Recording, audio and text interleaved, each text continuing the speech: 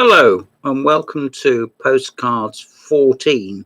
I've been having some problems, I frequently do, with my numbering system. So I'm not sure that it is Postcards 14 or 13. I can correct this at some point. It doesn't really matter. I've been going through my cards.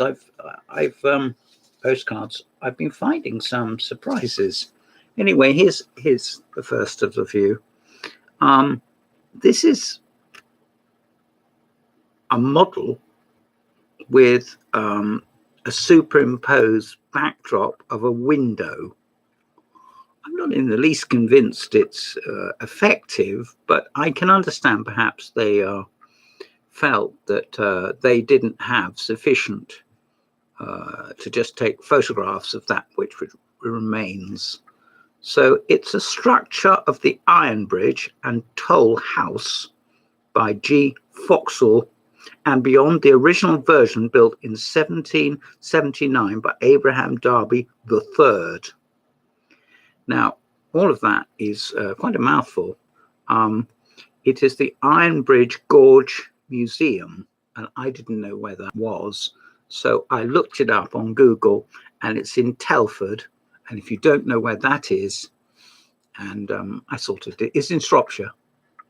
So there you are. There's a boat, there's a bridge, and there's some pictures in the background of the sort that drop down, and you have to say where the hills are, just to prove you're not a robot. And if you don't understand what I'm talking about there, you're not a recent user of the internet. This is not my favourite card, but it's very unusual, and I'm pleased to show it. Now, I went through my library, not my postcards, my library, to look to see if I've got any books on wild birds. I have no interest in ornithology, but just basic curiosity. I felt I ought to learn something. Anyway, here's quite a proud boy. This is the great tit. It says the great tit is larger than the blue tit, and his black head and bib and white cheeks also distinguish it. Suet, bones, or coconut suspended in the garden will attract it. The only time I tried to put anything up for the boys, my neighbour said, please would I not do this because it attracts the rats. Well, it might, I don't know. But in the end, being me, I gave up the ghost. Anyway, here we have the great tit. And as I say, I was going to follow this up with a bit of additional information, but I lost heart. Being me, that's typical. Now, here really is something. Look at this. I mean, for a card, for 20 pence or whatever I paid for it, this card, I'll just have a little note here. This card was sent to somebody called Bess. And he says, many thanks for your letter. Merry and bright, helping you all and all services. Cheers. Love, Arthur. And it's sent to a Miss Gree in Stoke Newington, London. And I can only imagine that Miss Gree was very grateful to receive it. It's an official war photograph, Crown copyright reserved. And it is passed by the censor. It's got 2 postmarks on the back, and it is dated coming up for Christmas 1916. So it's it's about 104 years old. And I've done a little bit of research, nothing heavy, about these gentlemen here. There's 5 guys here. There's 5, and there's the king, the old king of England. There's General Joffrey, and he is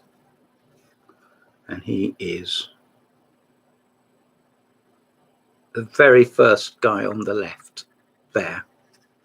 And he was known as Papa Joffrey. and he was the commander-in-chief of the French forces on the Western Front. And General Foch, is he the next one?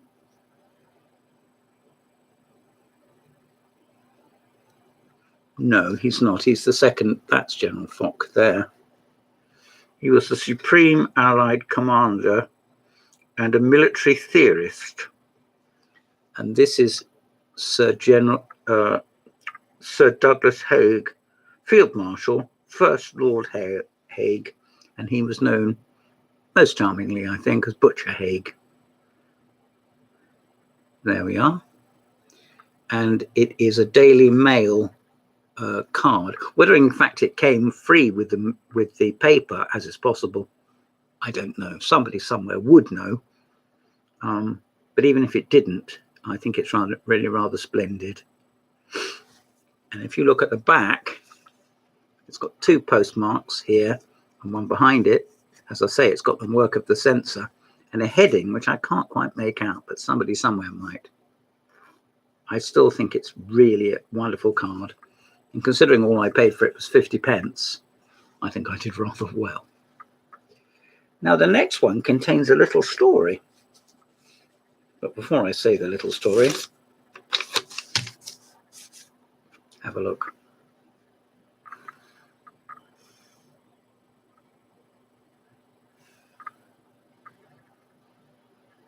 Have a look. This picture was taken in 1932, and it is of Lee Miller. It's from the Lee Miller Studios, but this lady is Miss, I suppose, Lee Miller. Now, she was, I'm just looking at my notes, a model, a nurse, and an artist.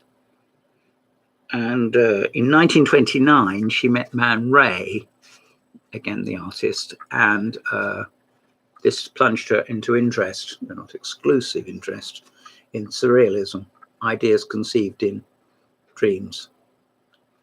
Now, why it's of interest to me, though I didn't know it, is that because of my connection and interest in chess, she married in I'm looking down at my notes, 1947, so just after the war, she married Roland Penrose, who was uncle to Jonathan Penrose, who was 10 times British chess champion between 1958 and 1969, which gives her, however distantly and surprisingly, coincidentally, a connection with myself, albeit distant. She's quite a fine-looking girl, isn't she? There we are. This is a modern card given away from home with the BBC magazine Homes and Antiques. I've no idea if that magazine exists anymore, but even if it doesn't, I think all credit to them for poking this out. It's of good quality, and it's nice that it doesn't have the serrated edges, and it is, ready for postal use. Now, here's something very different. This is dated 1907. I cannot persuade Mrs. M at Redcar, so have decided to stick another piece outside. Glad you are having a good time. I have been having a nasty time since seeing you and only just getting better. Kind regards, yours sincerely, Jim. And this is written to somebody called Charlie, and it is written from a private address, I can only assume, in Middlesbrough. Now look at that for some postmarks. Now, could you do any better for your collection than that? The censor has been at work, the redirection has been in action. There's everything here. It looks like the cover of a book. It looks like over-egging the pudding to the point of, well, I just don't know. It's absolutely brilliant, isn't it? It's been to Lucerne, it's been to Brussels, it's been to, it's addressed to the hotel, Cathedral, and And it's also been addressed to Red Ear, Yorkshire. It's gone all the way up to Yorkshire and presumably come all the way back again. Well, it's a very miserable note. I think it looks like the sort of thing I would have written. But you have to admit that is quite a collector's item. The more you look, the more you see, the more interesting it becomes. It draws you in. Here's something which isn't a postcard, though it looks like one. It's a flyer. It's called Classic Garage Beat and Soul. Go Mojo. And it's £5 to get in, £5 to get out, actually. And it's on the 2nd of December at the Sussex Arts Club in Ship Street in Brighton. Well, hie yourself along there. And on the back, several, I was going to say cosmonauts. I was going to say it.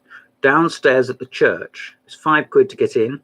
Formerly Club New York at 11 Dyke Road near the clock tower. Well, I don't know where Dyke Road is, but I do know where the clock tower is. And it's up the hill, up the pretty steep hill, really, in Brighton. And there you are. So it's quite striking there and there. They've obviously combined in order to possibly afford the publicity and got run off a few hundred cards for distribution. I think that's rather good. Now, here we have, if you remember earlier, not earlier in this chinwag, but earlier chinwags, I think this card is for, I was going to say bisection, but cutting in half. And on each side you get a bookmark. And this is to unsmiling individuals. It is Mr. and Mrs. Forbes Robertson. And she is Miss Gertrude Elliott. And he is Mr. Coxwell Smith. Well, Mr. Coxwell Smith, cheer up for Christ's sake. And there's a letter here, there's a note here. This has been sent to Mrs. Burchell in Windsor Road, and it says local. And here is Edward VIII, or even Edward VII. And this was sent in 2000. It was sent in 1904. My eyesight isn't quite up to reading it out, but I don't suppose it's that exciting. But I think the card is very nice. It's clear, it's retained its, you know, it's largely unblemished, isn't it? There you are. Here's a last one, which I wasn't going to particularly show you. Looks like a joke or something to do with a children's monkey or something. But on the back, you can see very clearly that it isn't. Looks almost, not quite perhaps, pornographic. And it gives an email address and a telephone number. But I don't know why, and I haven't rung it. I haven't accessed anything. It's just something else I picked up flying in the wind. Hence the expression flyer. Well, there we are. This has been Postcards 13 and 14. Just to go back to the one I showed you of the 5 gentlemen at the, it's not actually at the end of the First World War, but it may be at the end of considerable hostilities, and they're getting ready to, from 1916, so in the middle of the First World War. And it's called King at the Front. And there's the king. There. So there we are. Well, I hope that's been of some interest to you. I did a little bit of research beforehand, which I don't normally do. So thank you. Goodbye.